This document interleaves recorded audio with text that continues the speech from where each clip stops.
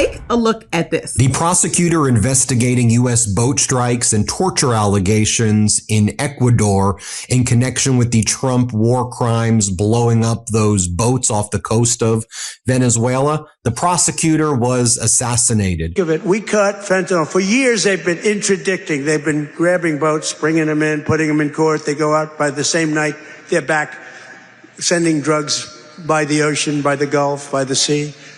And now it's down 97%. Trump got some devastating news regarding his boat strikes. But according to internal DEA assessments obtained by the Washington Post, the campaign has not significantly reduced the supply of cocaine entering the United States. You remember the boat strikes, the ones that Republicans classified as extrajudicial killings. No one said their name. No one said what evidence. No one said whether they're armed. And we've had no evidence presented. So at this point, I would call them extrajudicial killings. Well, it appears, according to Trump's own DEA, that they haven't been as effective as he likes to present them as. Now, if you recall, Donald Trump spent months claiming that his military strikes on alleged drug boats have produced one of the greatest victories in the history of drug enforcement. He said that maritime drug trafficking had fallen by 97%, before then adding a very specific 98.2% in a Truth Social post. But a new assessment from Trump's own Drug Enforcement Administration reportedly reaches a very different conclusion. After more than 60 military strikes, which has left more than 200 people dead, cocaine is apparently still reaching the United States. According to this report, supply has not meaningfully declined and prices have not meaningfully changed. Despite repeated claims from the president that maritime drug trafficking has been nearly eliminated. The Post also reports that Pentagon officials privately acknowledged to lawmakers that these strikes are, quote, probably not the most effective tool. Together, the two investigations raise bigger questions about both the effectiveness and accountability of this entire military campaign. It suggests that trafficking organizations have simply adapted. This coming from a Washington Post report that cites Pentagon and DEA assessments. They found that Operation Southern Spear had not significantly reduced the amount of cocaine entering the United States. Smugglers reportedly began avoiding areas patrolled by the US military. Some were reported to have used larger vessels capable of carrying more drugs. Others increased their reliance on air routes from Colombia and Venezuela. Venezuela, there are survivors from your latest boat strike. What happens to those survivors? Well, I'll ask Marco to discuss that possibly. Yeah, it's well known there's an ongoing narco-terrorist operation the United States has been conducting. As far as details of any recent strikes, we're not prepared here to announce all those details, but you'll get that information here very shortly. And how are there survivors when these are meant to be lethal attacks? Yeah, again, I mean, we're undertaking these operations against narco-terrorists. That's what these are. These are terrorists. Let's be clear. And, but as far as the details of any recent operations, when we are prepared to announce those, we will, as the president has consistently done. So you may get something on that later today. DEA officials described the effect as squeezing a balloon, pressure one section and activity moves somewhere else. Now, to clarify, nobody's celebrating more drugs coming into the United States, but the reason that this should be a bigger story is that Trump flaunted these alleged victories as a means to justify playing judge, jury, and executioner. Meanwhile, the administration's own assessment suggests that the strikes mostly displaced trafficking rather than stopping it. Aside from that, what was perhaps the most troubling part of all of it is that of the 221 people killed by the US government, there wasn't any kind of trial or legal process. I mean, the administration never even followed up with information to the public to prove that these people were in fact, quote, narco-terrorists, which alarmed countless politicians on both sides of the political aisle. Start with you, Senator Paul. What do you need to hear in a briefing? What questions do you have? You know, it's not so much about a briefing, but we haven't had a briefing. To be clear, we've got no information. I've been invited to no briefing. But a briefing is not enough to overcome the Constitution. The Constitution says that when you go to war, Congress has to vote on it. And during a war, then, there's a lower rules for engagement. People do sometimes get killed without due process. But the drug war or the crime war has typically been something we do through law enforcement. And so far, they have alleged that these people are drug dealers.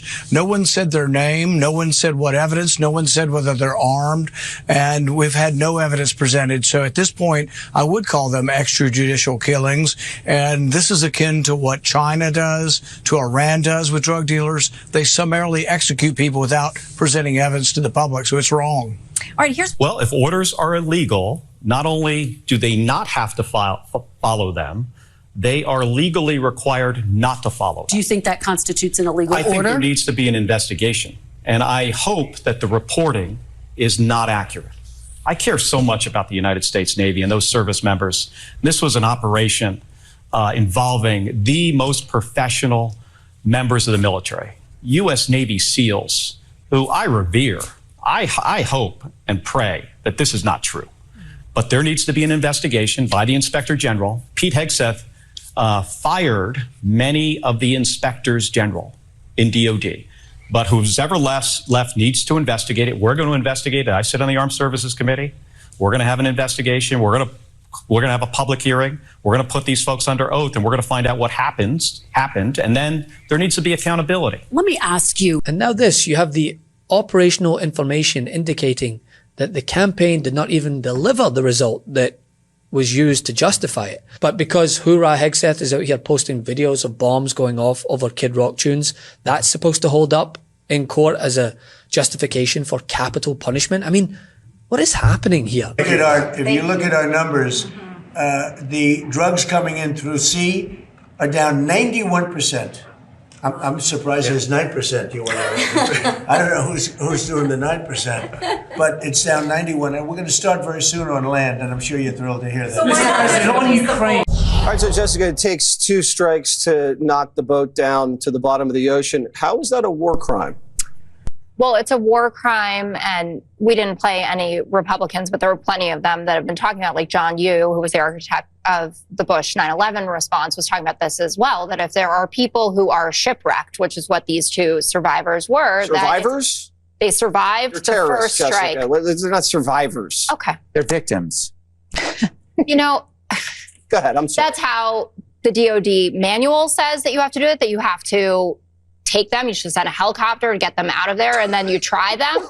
Or international law also says that as well. You could play Roger Wicker talking about it, Senator Tom Tillis, Mike Turner. These are all Republicans saying it. So the narrative that this is about the left getting all hot and bothered about another hoax is absolutely ludicrous. Can I just ask you one question? No, you can't, actually. You already asked me a question. No, I insist What happens if we hit a terrorist and the terrorist survives? We're supposed to send a helicopter to rescue him and then give him first aid? We know that this isn't Jessica, a hoax because no? a best case... The same Washington Post article cited some DEA officials who openly admit that the military operation may have disrupted conventional investigations by eliminating possible sources and evidence. And yeah, no shit. It's hard to interrogate someone or gather further evidence to justify their prosecution when this is deemed the most effective law enforcement tool. For almost a year, the U.S. government has been illegally bombing fishing boats and killing people without evidence of wrongdoing. And last month, Alexandra Bravo, the Ecuadorian prosecutor investigating boats that were attacked or disappeared, was murdered. This is not a coincidence. There must be an independent investigation. Want to stay plugged in? Become a subscriber to our Substack at MeidasPlus.com. You'll get daily recaps from Ron Filipkowski, ad-free episodes of our podcast, and more exclusive content only available at MeidasPlus.com.